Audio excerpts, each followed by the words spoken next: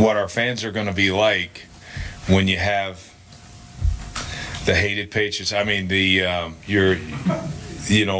this kind of rival coming into our stadium. I don't know if a whole lot's changed. The fact that they're kind of the hunted in my eyes, because they're the world champions, and so they were obviously won our division every single year that I've been here. So obviously they're the ones that you want to knock off. I think Rex is liking the blue.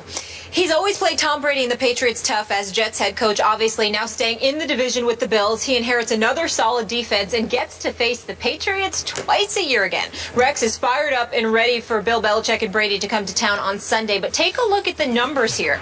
Brady's stats are lower in every statistical category when facing Rex Ryan. Interesting. Skip, why has Rex been able to be so successful against Brady? Stephen A. Smith, I'm going to use a word here I don't often use on this show, and that's genius. I believe Rex Ryan is a defensive genius. I believe he's a better all-around defensive football coach than Bill Belichick.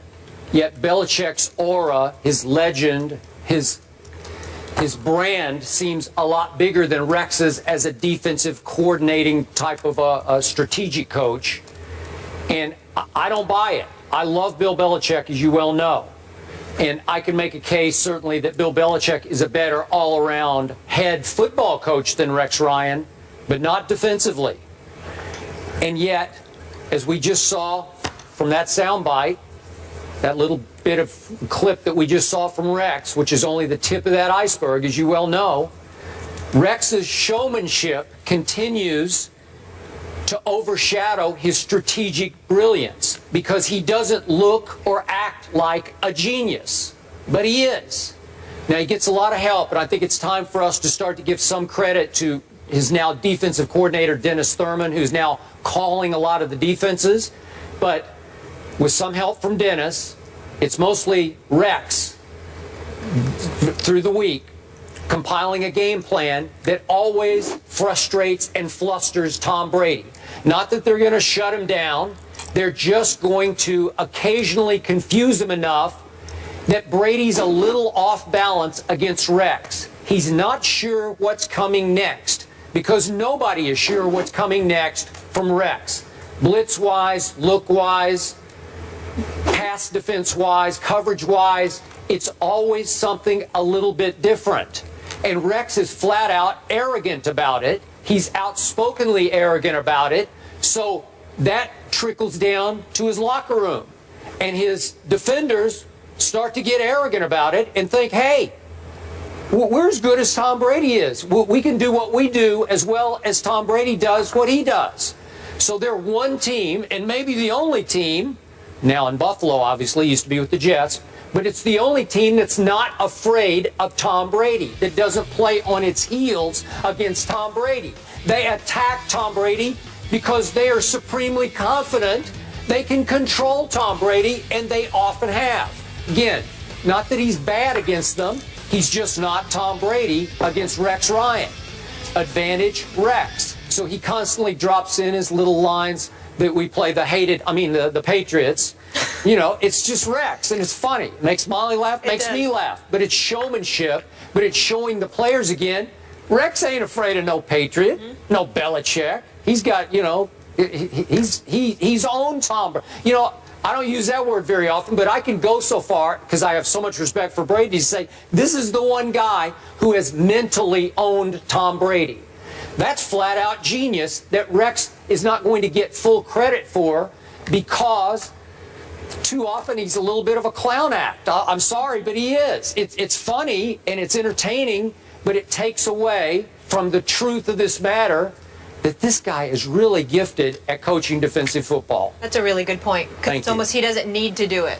No, he doesn't. I mean, I don't, even though we all love that he does it. We enjoy it. But anyway, fire away, Stephen A.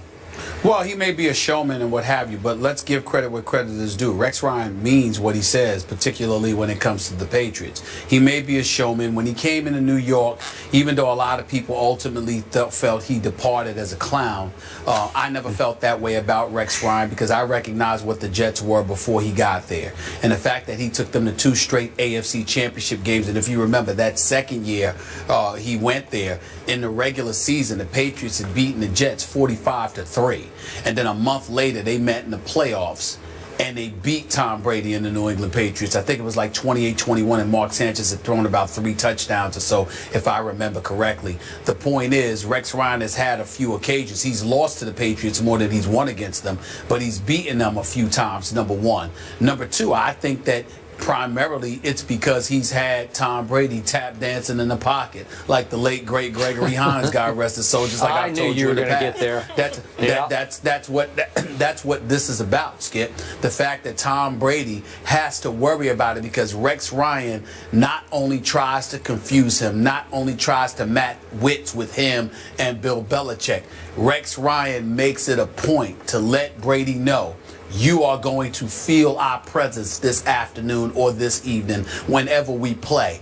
It doesn't matter what happens. I'm telling you right now, I'm not going to let you sit up there in that pocket, stand around calling Giselle, ordering food for the evening, talking about where you going and all of that other stuff. No, I'm going to put a hat on you. You're going to be completely and totally preoccupied with this contest right here because I'm coming for you. And because Tom Brady knows that, he knows that Rex Ryan will sacrifice plays and all of that stuff just to get a hat on Tom Brady. It changes things. It's tantamount to a boxer, Skip. You know, somebody that's willing to take 2, 3, 4 punches just to give you one. That's Rex Ryan against Tom Brady on many occasions, making sure come hell or high water, this man feels his presence. It's the kind of thing that led to Tom Brady losing that first Super Bowl against the Giants with Strahan and the boys, okay, and to some degree the second Super Bowl to the Giants. It's the kind of thing that has worked against Tom Brady and the New England Patriots in the past, and Rex Ryan knows that better than anybody. I think that is what has a lot to do with it. Of course, being the brainiac that he is on the defensive side of the ball has something to do with it. But it's primarily establishing a physical presence against Tom Brady, letting him know this is not going to be a good day for you on most occasions. Yep. You go up against one of my teams. That's what Rex Ryan does to Tom Brady. And yet, Rex has done that to Brady while Rex has been a little hamstrung on his offensive side of the ball with Mark Sanchez, Geno Smith, and I'm hoping for Rex's sake that Tyrod Taylor is going to turn out to be as good as I think he's going to be, because Rex, and I'm not trying to say that Tyrod's going to be a superstar quarterback, but if he can at least be better than Mark Sanchez, Rex might go places, because with Mark Sanchez, he got to he got to 2 AFC championship games with Mark Sanchez. That is an enormous achievement. And the one that he got to was he had to go through Foxborough, that game you were talking about, the 2010 game. And then they lost at Pittsburgh. And in truth, Mark Sanchez, remember there was a sack fumble that William Gay returned for a touchdown that game on Sanchez. So you probably got as far as you could with Mark Sanchez. But I can suggest to you, as much as you love Aaron Rodgers, remember, then Pittsburgh went on to that Super Bowl against Aaron Rodgers. What if somehow, some way, Rex had managed to get out of Pittsburgh still alive with Mark Sanchez and gotten to that Super Bowl? Aaron Rodgers might have had a much longer day than he had against the Pittsburgh defense. Remember, Polamalu was beat up and he wasn't right and had 4 or 5 different knick-knack injuries and couldn't really run in that game. But if Rex had gotten to that Super Bowl, I don't know, it could have been much rougher on Aaron Rodgers. I'm not sure he would have been the MVP of that game. That's when Mark was the Sanchez. He was the Remember that? Sanchez. Well, Rex was trying to build him up. Keep in mind that the real thing that was going on is that defense was elite.